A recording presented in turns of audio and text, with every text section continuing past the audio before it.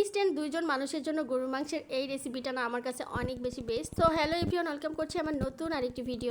আমি কড়াইয়ের মধ্যে পরিমাণ মতো তেল দিয়ে দিয়েছি, তারপরে আমি এখানে দিয়ে দিব হচ্ছে পরিমাণ মতো পেঁয়াজের কুচিগুলো। আর আমরা যেহেতু দুইজন মানুষ, তো খুব বেশি রান্না করতে হয় না, অল্প একটু রান্না করলেই হয়ে যায়। তো আমি অল্প পরিমাণে গরুর মাংস বের করে নিয়েছি। তো পেঁয়াজটাকে এখন ব্রাউন কালার করে ভেজে নিয়ে দেন আমি এর মধ্যে দিয়ে দিলাম হচ্ছে পরিমাণ মতো মশলা, ইনস্ট্যান্ট যেটা মশলা বানিয়ে রেখেছি। তারপর দিয়ে দিলাম হচ্ছে দুটো দারুচিনি, দুটো তেজপাতা দিয়ে দিলাম।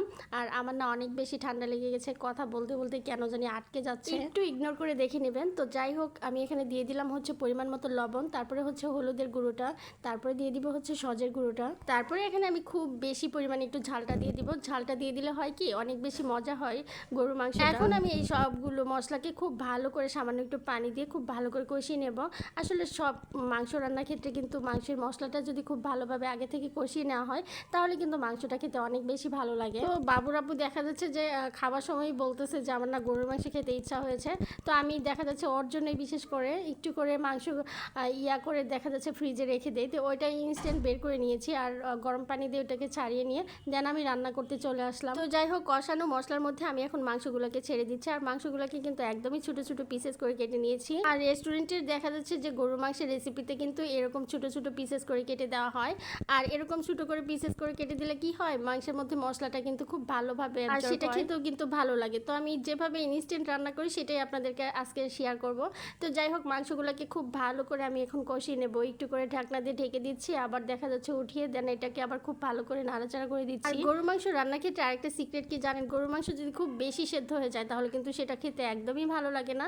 তো খুব বেশি সেদ্ধ না করে জাস্ট হালকা হালকা দেখা যাচ্ছে একটু শক্ত শক্ত রাখলে কিন্তু গরুর মাংসের টেস্ট আর অনেক বেশি ভালো লাগে। আর আরেকটা কথা সেটা হচ্ছে যে গরুর মাংসতে না আমার একটু আলু না দিলে কেন যেন ভালোই লাগে না। আমার কাছে মনে হয় যে রান্নাটা অসম্পূর্ণ থেকে যায়, মানে আমার কাছে আলুটা দিলে একটু বেশি ভালো লাগে। তো আমি একটা আলু এভাবে করে কেটে নিয়েছি, দেন আমি মাংসের মধ্যে দিয়ে দিলাম। অ্যাকচুয়ালি কষানোর মধ্যেই না মাংসটা প্রায় সেদ্ধ হয়ে যাবে, এরকম ভাবে রান্না করলে কিন্তু গরুর মাংসটা খেতে ভালো লাগে।